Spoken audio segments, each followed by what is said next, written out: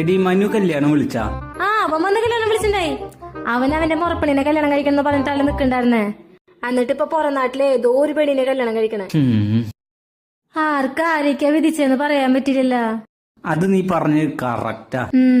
ഇപ്പൊ നമ്മള് ദൂരെ ഒരു സ്ഥലത്ത് പോകാൻ ബസ് സ്റ്റോപ്പിൽ ബസ് കാത്ത് നിൽക്കും. അപ്പൊ ആ സ്ഥലത്തേക്ക് ബസ്സേ വരില്ല.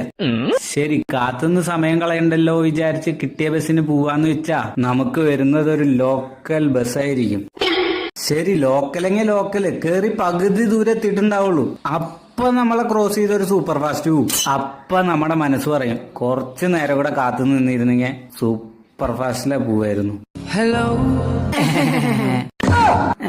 ലോക്കലെങ്കിൽ ലോക്കല് നമുക്ക് വിധിച്ചത് അതായിരിക്കും.